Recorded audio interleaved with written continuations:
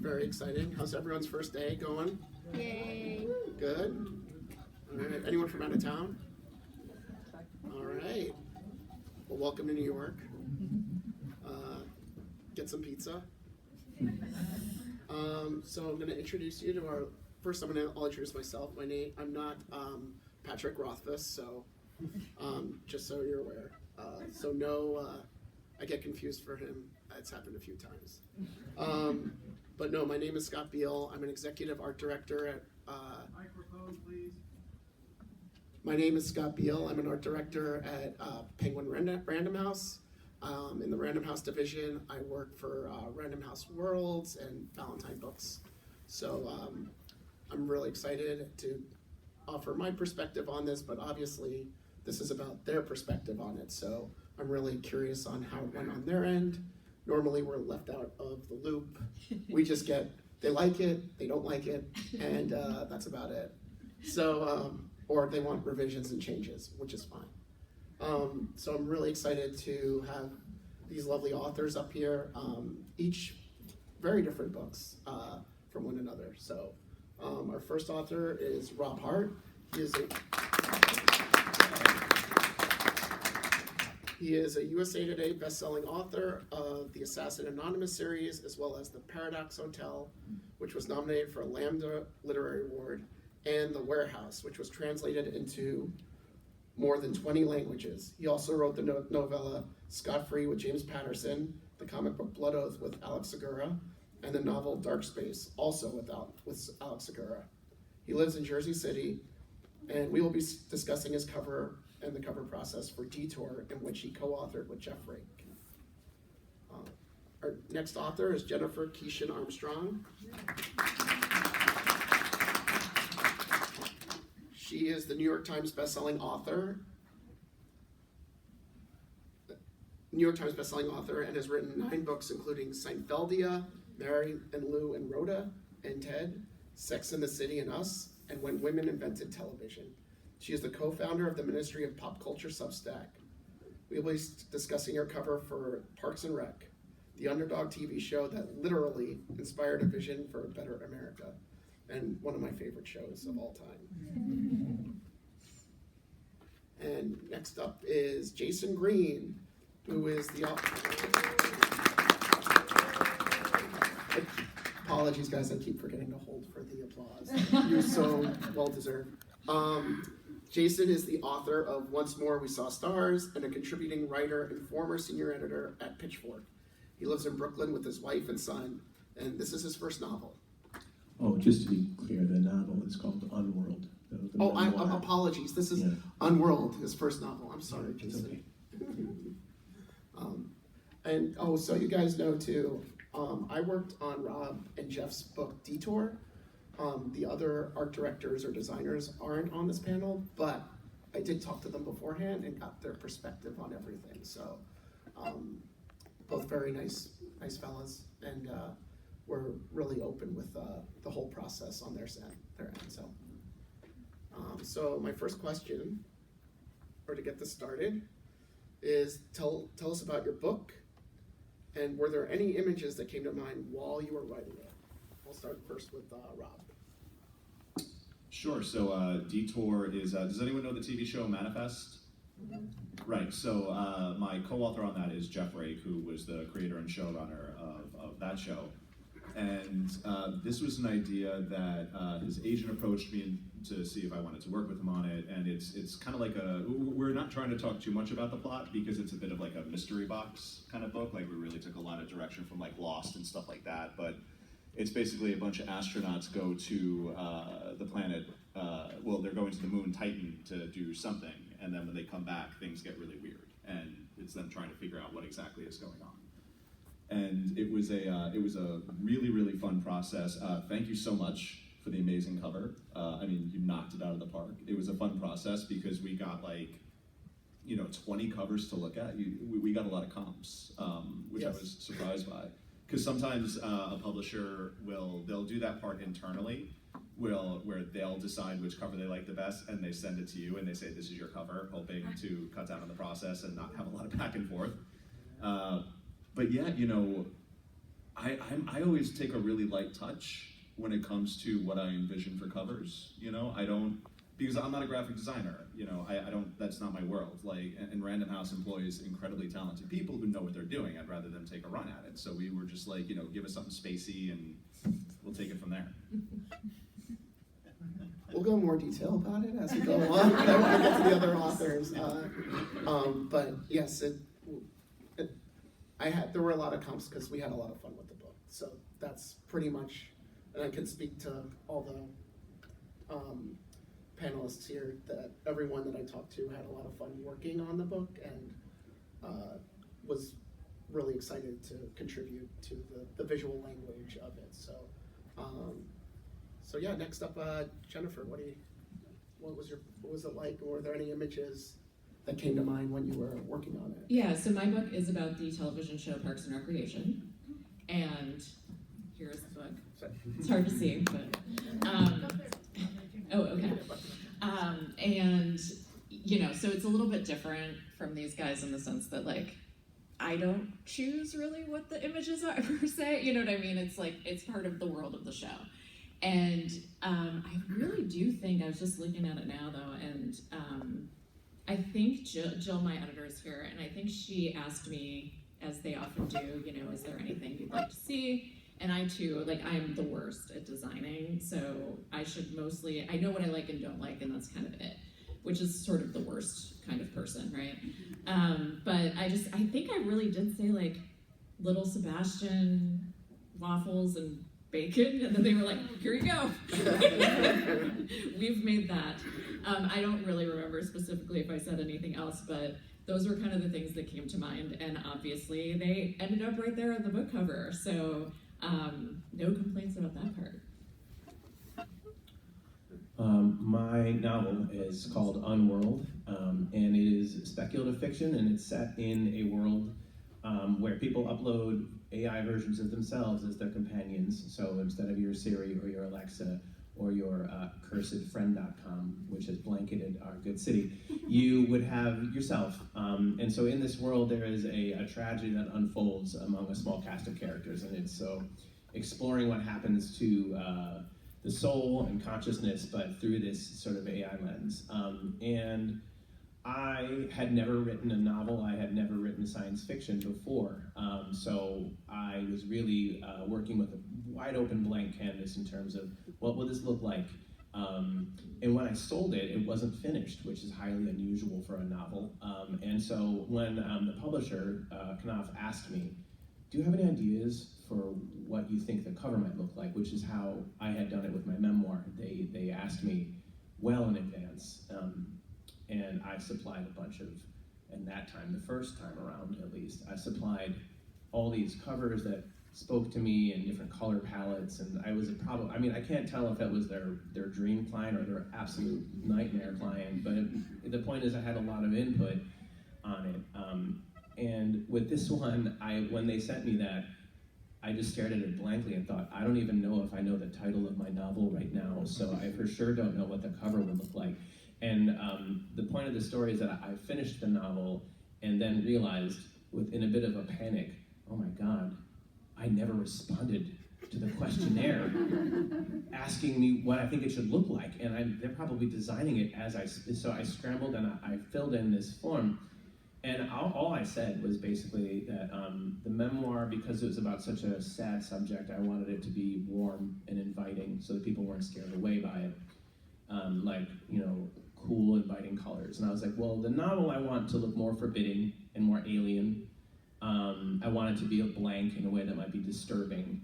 And I don't know what I envisioned, maybe a doubled figure of some kind in the distance. And I hit send on that. And as I hit send, there's an email hitting my inbox, and it was with this cover. Wow. Which, if you can't see from all the way back there, is blank and forbidding and has two figures that are shadowy receding in the distance. There are two possibilities for how that happened. One, and I'm pretty 100% positive this isn't the one, they got that, hit it into ChatGPT and sent it back to me in 5 seconds. Or there was some kind of weird telepathic thing going on because I got chills when I saw it, and where with the memoir I had so many finicky back and forths I want the gradient to be, stronger from top to bottom. I want there to be more stars. I want this to be different. I want the line. I had nothing to change on this, and so that was my experience with the cover. I will say it was, I guess, just connection with the designer and the material, from what I talked to Tyler about. So Yeah, I'm not accusing Tyler of using ChatGPT. yeah, Entirely definitely. clear. We do not use any like ChatGPT or AI to generate covers. I know. But no. But I'm just saying, like, his process, and it was I think from what he told me, it was about, like, he showed it to the publisher. There were like 3 different ideas he showed. The publisher kind of chose one, but like wanted some different imagery, and kind of was going back to like what you were saying as far as what the cover to kind of, I think, to have like some sort of warmness to the cover was a big part, or like to be more inviting. And then from there he just worked on it some more, and then sent it to you, and it just perfect. Well, that's what's kind of incredible about this process, at least to me, is that you never speak to the designer. And they're doing this incredible interpretive work that is the most consequential piece of work that'll be done on your book that isn't your editor, right? It's what sits on the shelf. It's this incredibly intimate thing that's also the thing everyone in the world sees, and like the fact that you're not in contact with them, I think probably for a good reason, and I understand why, is astonishing to me. And the fact that it yields what it yields is also kind of miraculous. Yeah, it's I describe it as like almost you are translating your words into pictures. So it's like for an art director or designer, it's coming up with the visuals or thinking of visuals that will generate what the kind of tone of your book is, what you're trying to tell, as well as what you guys are gonna like too.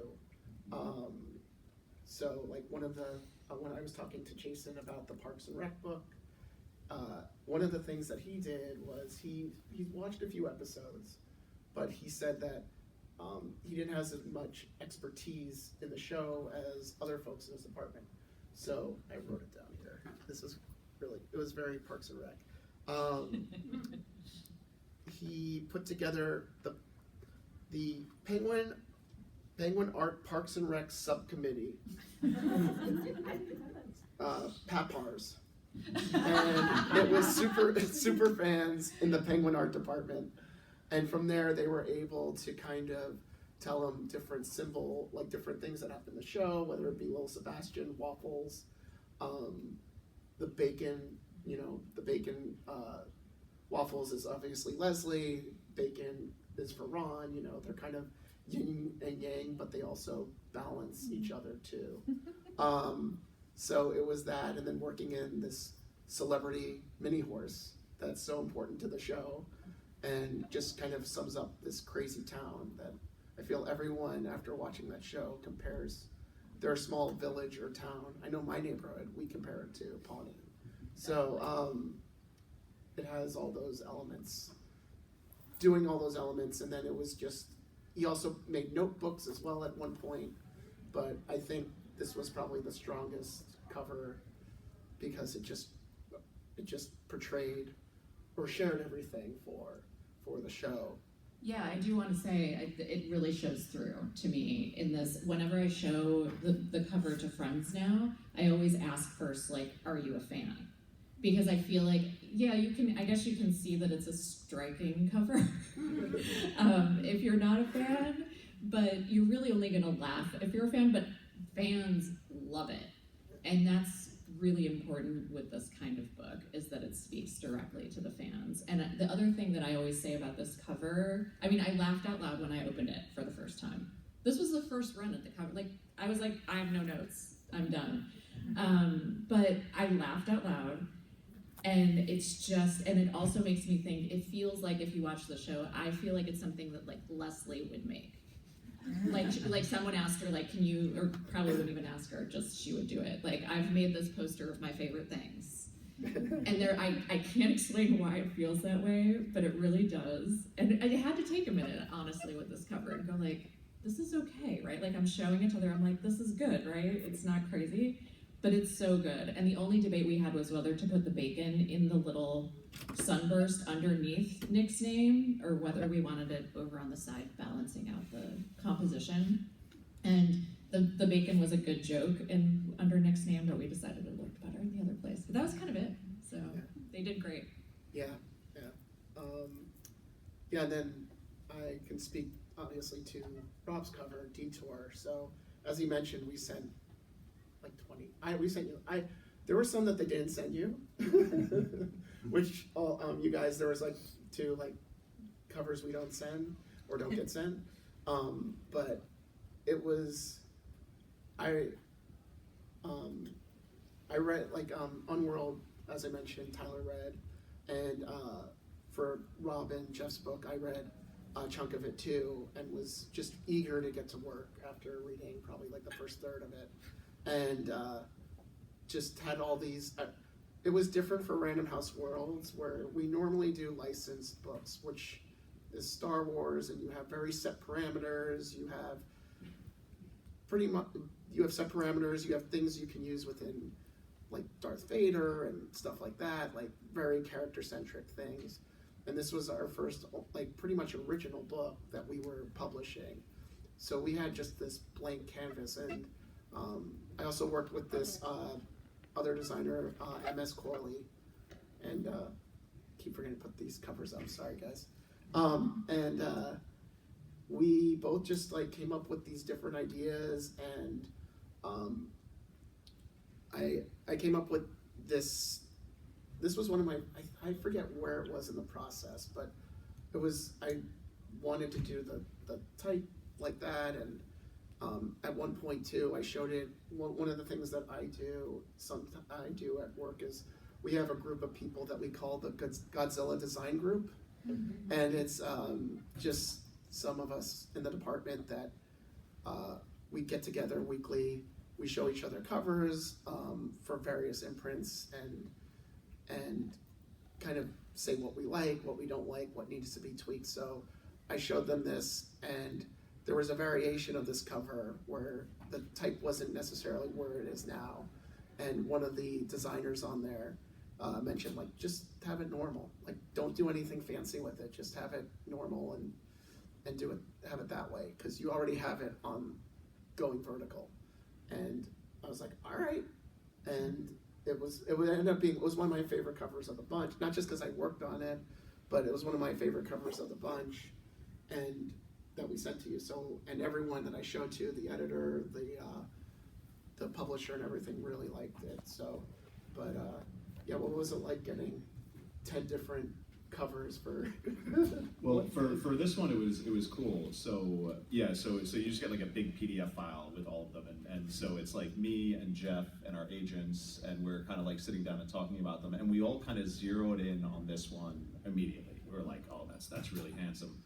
But the thing was, is like all the choices were really, really good. It's not like there were no duds. So, you know, we still wanted to at least, like, because you guys took the effort to put them all together and send them to us, we wanted to like talk them over and kind of give them their due. But we just kept on gravitating back toward this one, and that's really, really nice, because I had a book called The Paradox Hotel, which is like a time travel murder mystery, and that was the same thing. It was like they sent me like 20 covers, but all the covers were like just almost there, just not all the way. Like me, my agent, and my editor sat down, and finally, like, we couldn't decide, so we decided to rank, and we were like, whichever gets the most points will be the cover. And our rankings were so disparate from each other. It was like no one could get on the same page. And then finally they were like, well, we've got this one other cover we didn't send you, and they sent it. No, we were all like, boom, that's the one. So it's really, really nice to, when you get a giant pile of covers, when you immediately gravitate toward one, it's like, okay, cool. We know there's gonna be a winner here. It's just talking through the process. Yeah. I art directed the Paradox Hotel, so I was involved in that process. Yeah, too. so all those covers, like, Yeah. they were so cool, but it was like, you know, like Julian liked the coloring on one, and I liked the layout on another, and then my agent was like, well, I like this one, and we were like, we weren't even talking about that. But when the elevator buttons came over, Yeah. that was just so perfect and simple and great. I mean, I Yeah. literally Oh, got wow. it tattooed on me. It showed up. Yeah. Yeah, he's got like it's Yeah, so it was kind of like the elevator buttons were these like cool, like tiny arrows. So yeah. Yeah, that was Will Staley, who's does, you know, if you're in a bookstore, he does a lot of these sci-fi. He's just sci-fi, or even he's worked on Stephen King as well. He's just a genius.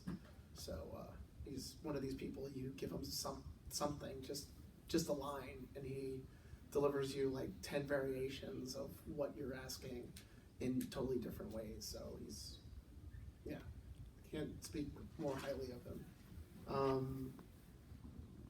Yeah, so what kind of covers do you guys usually generate? Or like you guys like is there a certain style, a certain genre? Like what do you guys like kind of gravitate towards as far as in books? I'll start with Jayson. It's a really, it doesn't happen that there's a kind of cover that I actually like. I mean, I don't think that my brain works that way. When I go into a store, it's usually like a uniting of what I think the book is going to be about, or the image, and the section of the store that I'm in has a huge influence on what kind of covers I'm looking for. And that's all obviously like programming and subconsciously programmed into me that I'm not going to be in like the fantasy section of a store and see like a blank flat cover. I mean, maybe that would make it stand out, but it's so much is dependent on my own expectations. A book I'm reading right now that I think a lot of people have been reading is I Who Have Never Known Men. It was just translated, and it has this incredible cover image of this sort of geometrically designed yellow ladder coming out of a box-shaped hole in the ground with a little yellow diamond where a sun might be, and it's got this beautiful sort of blood red framing to it. And I mean, that was a book where it was, again, that cover might have been arresting, but when it was paired with I Who Have Never Known Men as a title, I just feel like with all of these things, there's like a unity at work that speaks to like what makes people pick up a book more than there is, you know, a good kind of cover in the abstract.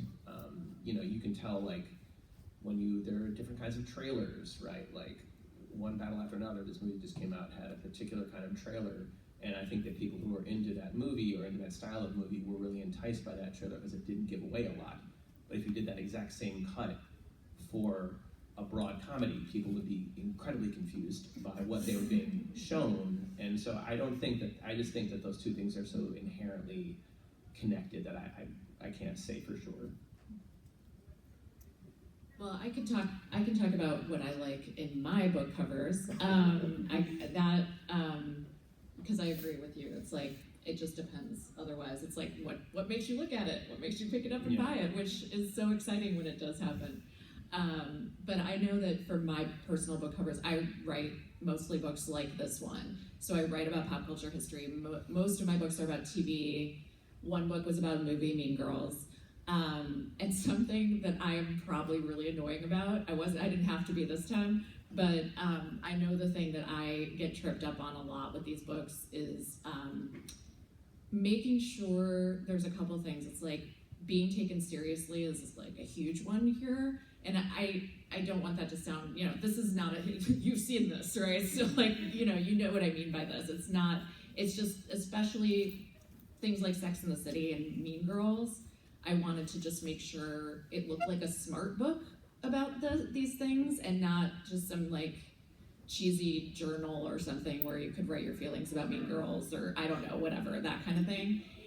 So I wanted people to understand these are like serious books within what they are about, which is comedy. And also, especially earlier in the run of this, my book Seinfeldia was sort of one of the first big books that were about TV shows that now we do these kinds of books all the time. But at that time, this was sort of a new concept. Actually, no one was sure this was going to be a big seller at all. And so we agonized over the cover because I was like, if we put just a photo of the cast It's gonna look cheesy. It's gonna look like, and I don't mean this in the only way I can describe it is like a fan book, but I don't really, obviously we're all fans and I want fans to buy my books, but I didn't want it to seem just like, I don't know, like trivia or something, right? These are gonna be like 10 trivia questions about Seinfeld, and here's a photo of the cast, the end. So we struggled a lot to make that look distinctive and substantive, and that ended up being probably my favorite cover after this one. It's just an illustration of the diner from Seinfeld. And so I really liked that. I liked the simplicity, and I also liked the like inside joke kind of like where you can, the more of a fan you are, the more you're gonna understand what the cover is about. So that's really it. It's just kind of making sure they look tasteful and like real books and not just kind of a throwaway trivia thing, I guess is the best way of saying it. Yeah, I'm a big fan of like bold and striking, you know, and I say this not just as an author. I used to work for a small press too, and so I did a lot of work with covers. And the challenge with covers now is that, you know, people's first exposure to a book used to be walking into a bookstore, and you know, I'm sure this goes into your thinking. You know, like now the first exposure people get to a book is often on a website or like a sales site like Amazon, where the cover might be like this big, and so you have to be able the title and the image have to be bold and they have to be striking, and it has to kind of grab your attention in a shrunken down size. But yeah, you know, anytime someone takes a swing or does something bold or interesting, you know, I wrote a book called Assassins Anonymous that's like if John Wick got into a recovery program for killers. I have stickers for it here if anyone wants to come up and grab one. But yeah, it's a coffee cup with a knife thrown through it, which was just such an awesome image. And the second you saw it, like you kind of understood the book, because the book it's like it's violent, it's got a lot of action, but it's also like funny and heartfelt. And so it was like I remember getting that. That was Tal Goretzky, and Jesus, man, like he does great work on that series. Yeah. Like we just got the cover in for the third one. Yeah, continues to just knock it out of the park. But it's exciting because now we're going into the third book in the series, and he's maintained the visual style throughout, where we've got like a knife through sort of like a common or everyday object. And so it's cool, it's striking, you can identify it both as part of a series, but as something that's gonna kind of stand out both on a shelf or a sales site. Yeah, I know Tall too. It's a very small world, right? So yeah, I just, the way he thinks as well, if you meet him, he's a very big personality, big, bold personality, and he's able to kind of, I don't know, just think of things or just tweaking things in certain ways to make them, to give it like either, to give it a little edge or a little humor.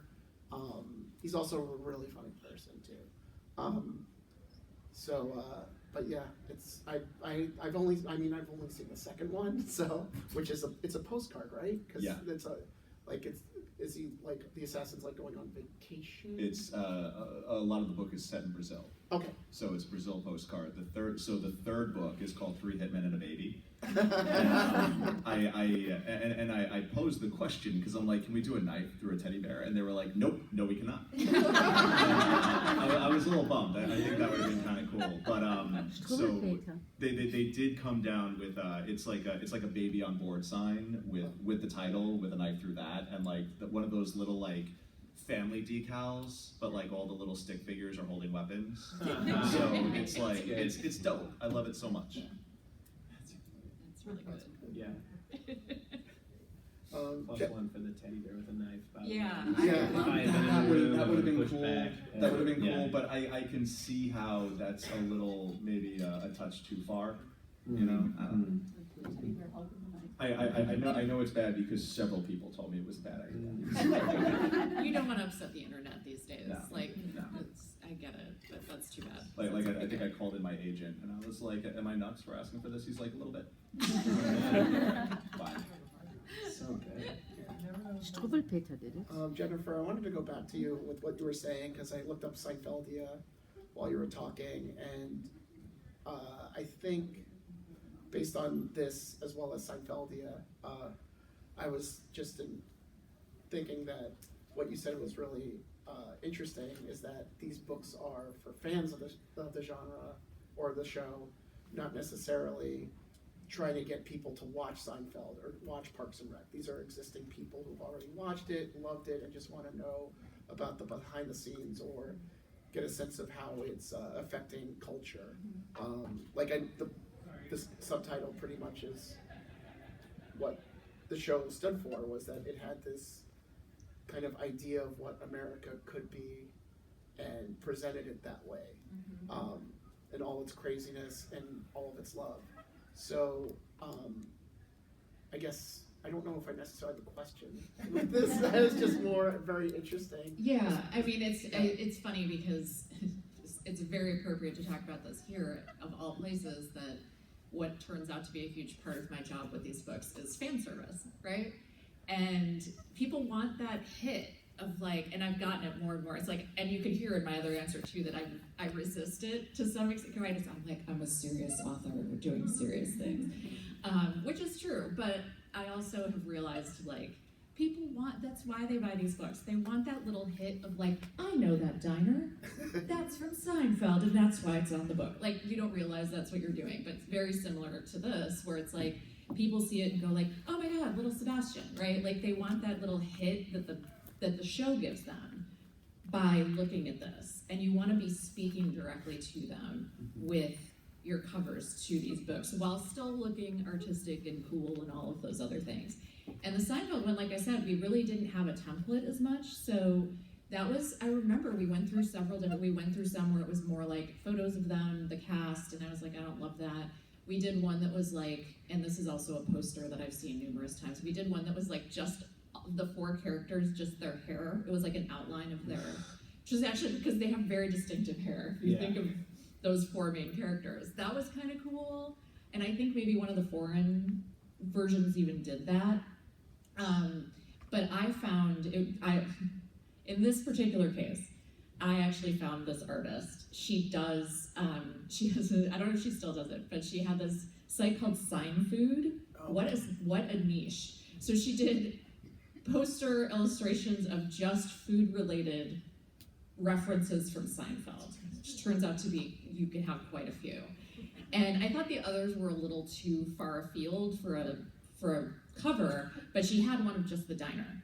And I was like, what if we just do the diner? We made it red, white, and blue because America, I guess, is what we decided on. We did several versions of different colors. And then, and it just sort of ended up working. And actually, Jill, my editor, and I were just talking beforehand about, like, don't want to brag, but Seinfeldia was successful enough that pretty much a bunch of the next show books that people did, they were all in this sort of mid-century modern illustration style that Seinfeldia was. Oh, wow. The really simple, like, one image, or a lot of them did, like, you could see like little figures at the bottom of that you could tell were the main characters that looked distinctive. So this did become a thing, and actually it was Jill's idea to pivot away from that for the Parks and Rec one, because it has become like that's what everyone does. And I had to, as I was saying, when I first saw this cover, I had to take like 24 hours just to be like, I think I love it, but it's so weird and it's so different from everything else we've done.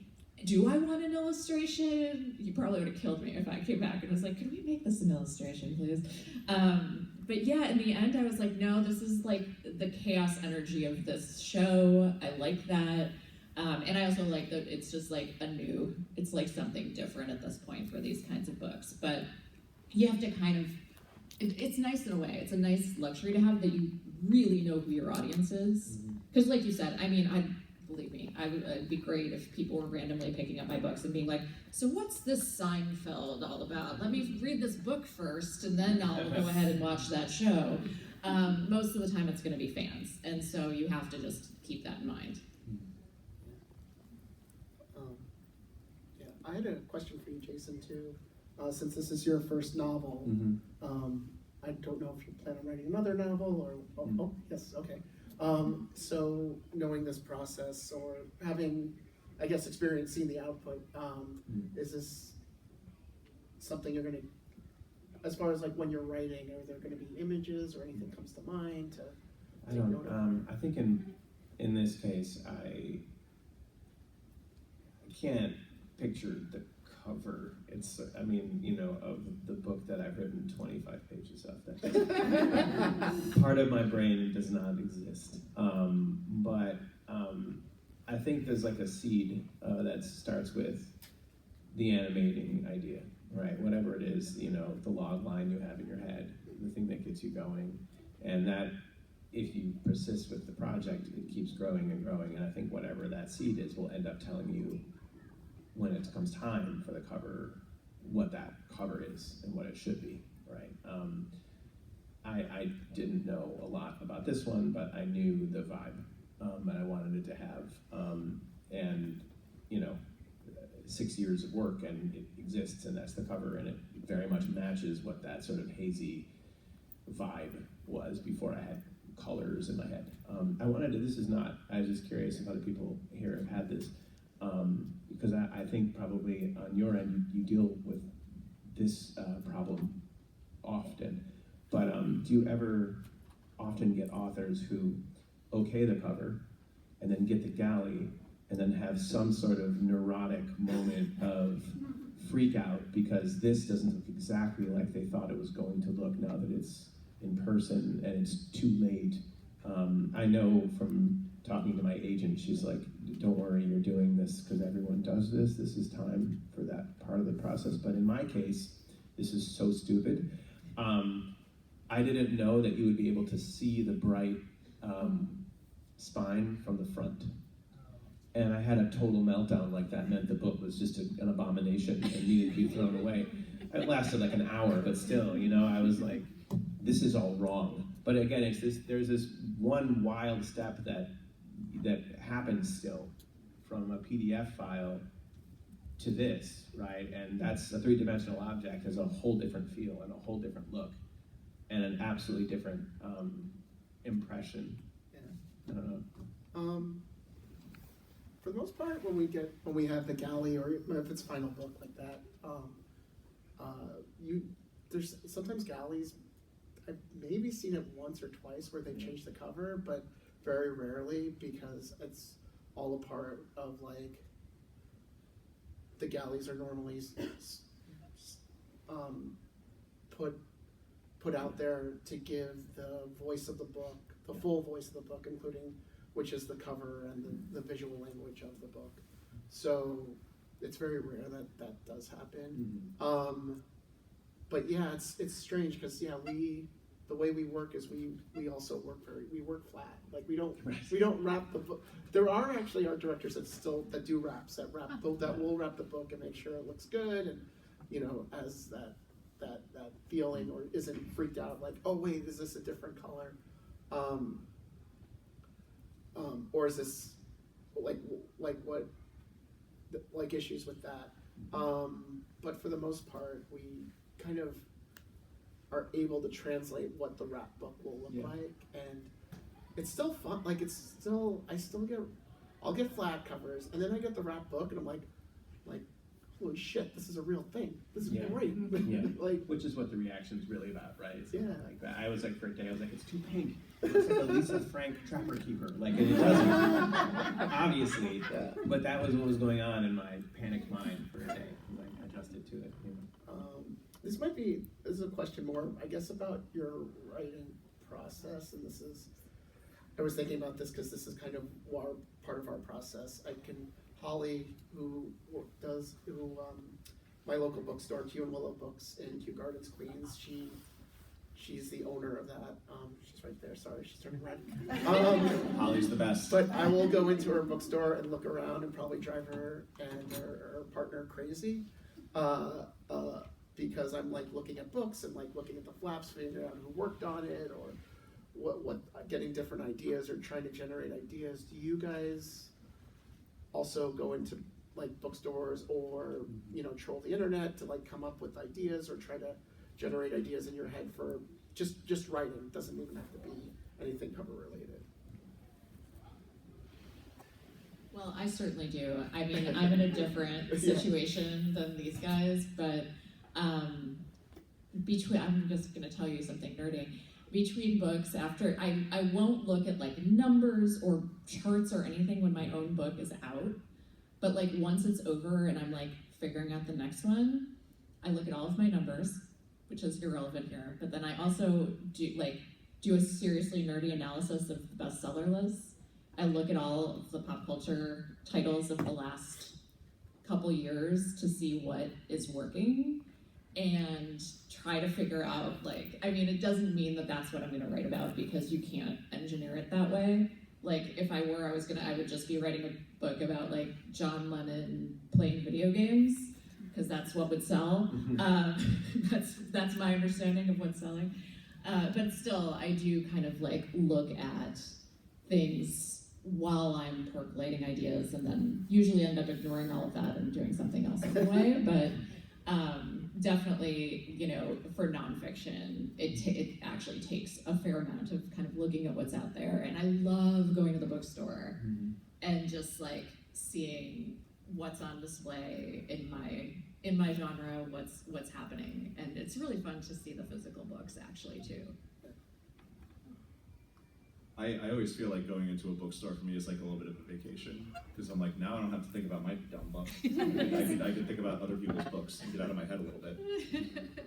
It's exciting to, like, it doesn't actually happen to me often, because often I'm reading like for research or whatever, but if I'm on vacation it happens where I'll go to a bookstore and just like a regular, I saw how I think of it even too, I'm like, I'm just gonna be like a regular person going into a bookstore and just look around and I will pick something up. And so often it's like, I realize I'm subject to all the same things that everyone else is, which is like, for instance, I remember when I was on vacation once and I picked up Yellowface, because I was like, 1 million people have told me to read this, and it also has a really good cover.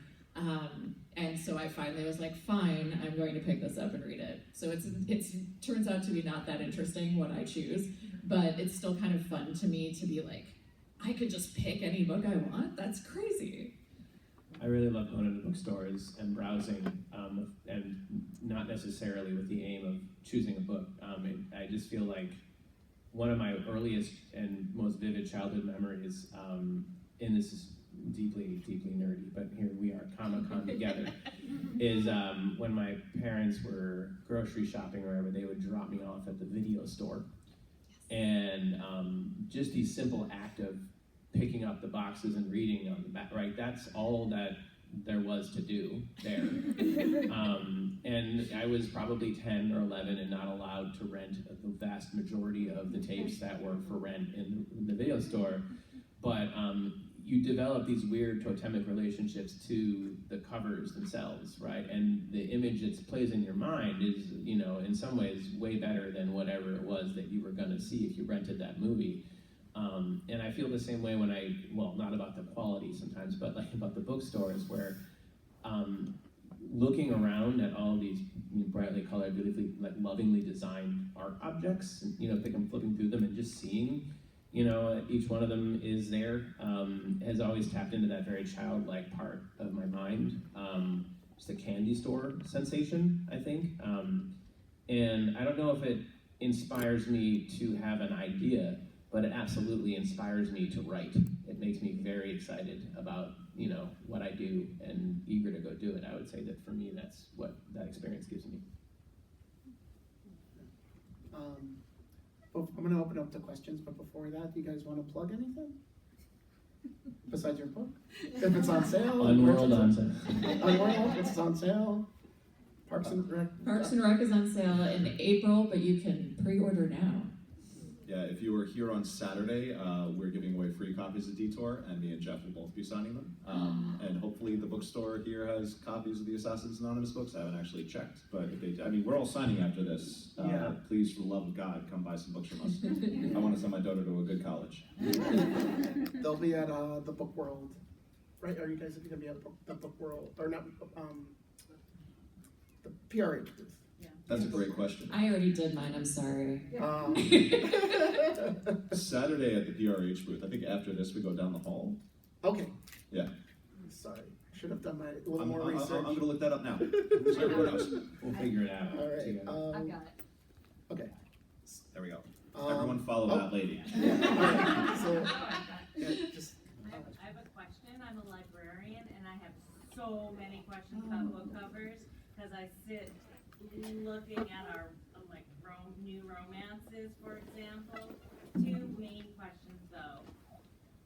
Where do these cover trends come from? Where does the pressure to have every book that's in this genre look alike until they don't? Is that from like higher up than anyone who's in this room, and they just come down to you and be like, we need to tell those people who liked that book that this is just like it? Is that forced on you as artists, as graphic designers? And also, what's with the different covers in different countries? So we both speak English in Britain and here, but you know, do you speak different visual languages in Britain and here that we need to have different covers? I'm very curious about that. So the trends, it is because it does come kind of from sales or what is working in the market. They look at that.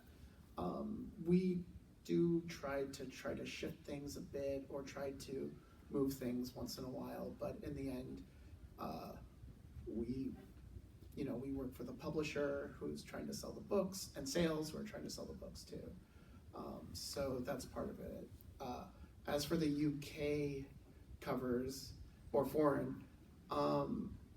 we do speak the same language, but like you said, it's a different visual language and a different market. So that's why they kind of shift the covers over in UK sometimes, or just worldwide, there'll be a different cover for that. So it's kind of dependent on their market. And Do you also, ever look at the other cover and are like, oh, they did a much better job than I did? I wish I did. yes. Well, I could speak to the foreign thing really briefly. Oh, so great. because I've been published in like 20-something different countries, and it's always really interesting how some countries will just take the US cover. They'll be like, hey, can we use this because it looks really cool? I had a book called The Warehouse, and it's basically it's like fuck Amazon. It's like, what if Amazon took over the entire economy? So like at this point, nonfiction. But It's a great book. So the US cover was really, really cool, but then in Ukraine, they did this crazy, like, brutalist box fortress thing with these, like, meat hook chains all over the place, and it was terrifying, and I loved it so much, and I don't know why, but it just felt very Ukrainian to me. Yeah. But then my UK publisher was like, ooh, we're gonna use that on the paperback, because we really like that. But also it was interesting seeing the similarities between the visual language because it was an Amazon book, how many different foreign publishers used some variation of a barcode. You know, we didn't use that in the US, but UK, Germany, France, they all did different versions of the cover, but all different versions of the barcode. So it was kind of fun getting those in, and then getting stuff in, like my cover in Brazil is just nuts. It is so visually weird. It's like this fisheye lens and these drones, and it's absolutely crazy. But that is the absolute best part about being published in foreign countries is like when you start getting like these wild covers in. Like my Japanese cover for Warehouse, like someone had to translate it for me because it was this weird, like, you know, something about light and shadow. It was like this subtitle. It was just, it's super fun. I love getting foreign versions. Oh, It's just like inherent. it's- Like on a it's so- Polish it's so version great. of Sex and the City book, like it's the best. The only thing that can kind of be frustrating is, so I usually ask for like 3 or 4 copies because I want at least one to keep for posterity. And Yeah. sometimes like I've run into situations where I know someone like, oh, you speak, you know, this language here, have a book in this language. But my Korean publisher sent me like 20 copies. I have Anybody need a Korean copy? Yes, like, in my attic are 20 Korean copies of The Warehouse, and I do not know what to do with them. We'll take some. I should have brought some. Riddle me with this in the back. Thank you. My question is, would the book being standalone versus part of the series affect the cover design at all, or not really? That's a good question. Did everyone hear that? Yeah, he asked if series. Can you repeat it? Sorry. Would the book being a standalone versus a part of the series affect the cover design at all? Would the book being a standalone versus series affect the cover design at all? I'll let my panelists speak to that first, and then. Well, I think often a lot of books are kind of written in a vacuum, you know, like you might have an intention, you might say like, I want to do this book as a series. That doesn't necessarily mean you're going to get a second book. You know, it depends on your contract, depends on the market, depends on your sales, depends on a lot of things. What was nice, you know, and I spoke about it briefly before with the Assassins Anonymous cover, you know, they came up with this really, really cool image, but then they figured out a way to carry that vibe and that theme over into subsequent books. It's almost like the writing process. It's like if I wrote Assassins Anonymous assuming it was going to be a standalone because, you know, publishing is a nightmare and you never know if that second book's going to come to fruition.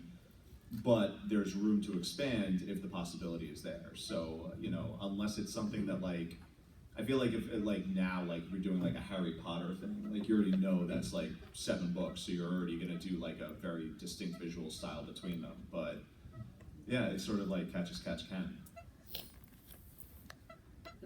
I have a question. I work in the tech department of the library, and we have noticed that not just the spine is interesting, but also the pages itself. There is like imagery on it, which we love. And in addition to that, also when we put books on a shelf and we look at the spine, it creates a picture because that's a series. And for us librarians, we just love this so much to see new things. And when do you choose what kind of paper you use? Because sometimes it looks like you have drops on a paper, and we try to erase them, and we can't because they're the page. Okay. What is that process?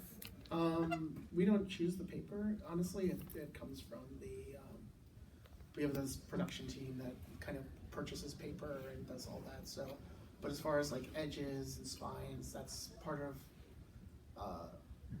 I know as a book nerd, I love when things spine out, especially a series, and they all line up like all So together. nice. I've done ones where we've made one image go across that. Yes. And those are always a lot of fun to do. But also the pages I'm talking about, like not the spine, but the edges Oh, the edges. themselves. Like this. Yes, they have like imagery on them. Like Oh. what is that Like the sprayed process? edges. The sprayed edges. Sprayed edges are so Straight it's- edges, and then there's like sometimes there's like doves going down, okay. and then there's like different colors. And all those are Yeah. really into that. Yes. Yeah, that's something we have to think about early in the process because of how it prints and the timing and make it look right. So, but I think has to do with more the genre of book, as well as the, you know, honestly, being in covers, you want to do everything and anything you can. So if someone says to us, we want edges, we're like, all right, let's do it. Like, you don't say no to it. So it more comes from that. Push that. We want more of that. I feel like the sprayed edges, that's like the publishing equivalent of like riding in a limo. You know, like I'm a peasant author. I don't get sprayed edges. Yeah. And it's been a recent thing, but with something that we, as in the cover, we do love doing it. So Is that like an audience you work toward, or is it something that the author would like? Like, what's the process, I wonder? I think we more decided based on audience rather than the Seems deeply author. genre. Although, like I will say, some of the you know, if there is a bigger author that does want it, they'll you know they'll discuss it, Nice. you know, with them about having it and if it can be done in time as well. Okay. Yeah. Let me just go to her and then I'll go to you. I'm wondering, maybe this is a silly question, is the title something that you are fully in control of versus the cover? Because obviously, again, like imagining everything selling in this little clip art, like tiny version, the title is going to be super important as well. I can say that both of my books have made an improbable leap from proposal title to finished title, and I've been told by people that that's not that common. I got a lot of, you got to keep your title, so I have to assume that that does get wrangled over quite a bit. I mean, it was sold with a working title of Unworld, and even during the process of writing it, my editor would be like, I like that, but I want to keep open 2 or 3 other options. It was always a conversation. Luckily for me, it was never the kind of conversation where I was told that we had to do anything, or that the title needed to be different, or it wouldn't sell if we didn't use this word. But I have to assume that that's pretty common. Yeah, I've wrangled over a lot of my titles, and I have a lot of feelings about, in retrospect, about some of them. But yeah, it's some. I mean, Parks and Rec was always Parks and Rec, and will always be Parks and Rec. But that I think is kind of an exception. My Mean Girls book is called So Fetch. I wanted it to be called Making Fetch Happen. My publisher, I think, for this exact reason that you're citing, in fact, shortened it to look. The cover looks great. I have to admit. This goes back to my whole thing about like, well, I want to say something with the title and blah blah blah. You know, I get weird about that stuff. I have a book about the Mary Tyler Moore Show called Mary and Lou and Rhoda and Ted, and I regret that every day of my life. It's just, we were trying something, the cover was great. But yeah, that one's just too long and complicated. And so yeah, like, but all of these, I think most of my titles have been wrangled over. The only other one that wasn't, which is, I really love this title, I wrote a book about women in early television called When Women Invented Television. It was always called that and stayed, and we never debated it. And I love that book, and you should buy it too. Yeah, I'm lucky. I've never had a title changed. I know authors who have, but I mean, frankly, anytime someone has said, oh, they changed my title from this to this, I'm always like, yeah, no, that makes more sense. Titles are hard. And look, like, and I say this, I do a lot of developmental editing, so I work with a lot of authors who have been published or who are, you know, writing a book for the first time, and, you know, 9 times out of 10, I gotta be like, all right, you know, let's come to Jesus on this title, because it doesn't make any sense. But yeah, it's like, you're basically trying to give a person a vibe of a book from like 2 or 3 words, and that's not easy. So it's, yeah, there could be a lot of back and forth, there could be a lot of discussion, you know, but I also, to understand that like, you might design a cover and like have a title and get to like the Barnes & Noble sales reps or something, and they might be like, no, we don't like this, you're gonna change it now, you know? So it's not even in-house. It's sometimes there are forces kind of like outside of your publishing house that might weigh in and sort of like put the thumb on the scale with the process. So I feel very lucky that none of my titles have gotten changed, but also like, you know, my original title for Assassins Anonymous was The Program. If I tell you I wrote a book called The Program, like you're gonna look at it, it doesn't mean anything. If I tell you I wrote a book called Assassins Anonymous, you already kind of get what I'm going for. So it's, yeah, it's a process. When did you change it? When did you just decide on your own as you were writing it? Because Assassins Anonymous is so good. I love it. I think it was, the entire time that I was writing it, I was calling it The Program, and then I sent it to my agent, and he was like, really, dude? And I was like, we should just call this Assassins Anonymous, right? He's like, yeah, we should. And so it was when I submitted it to him that it was like, okay, no, we need to rethink this. I feel like the we should just is so important sometimes with this stuff, right? Like, it's like you call it something else to yourself all the time, and that's usually what you should call it. I actually know that this about Mean Girls, that they adapted it from the book Queen Bees and Wannabes. Okay. And then at some point, Tina Fey was like, why don't we just call it Mean Girls, because that's what it's about. And it's a great title, yeah. So. Last question, and then, yeah, we've gotta go. Yeah, I was just wondering what prompts a change in the cover from hardcover to paperback. Bad sales. Yeah, that's the answer. You don't want to mess with it if it was good. It's sales. Yeah. It has to do. That's mainly it. Is sales, or it didn't hit the right market that you were going for. So it's kind of that simple. Yeah, we switched covers from the hardcover of Warehouse to the paperback, and I think when they did the switch to the paperback, they were like, we don't know if we properly portrayed this as what it is, which is a thriller, so we want to go something that looks like a little bit more like a potboiler thriller, and they moved it over, which made a lot of sense. But like for the Assassins books, the cover is just so striking, and it did well enough that they were like, nah, cool, we're just keeping this. Yeah, but I actually love the paperback of the Warehouse. I mean, both covers were awesome, but the paperback is really cool. Yeah, the paperback's really cool. So, anyways, thank you guys so much. Enjoy the rest of your time.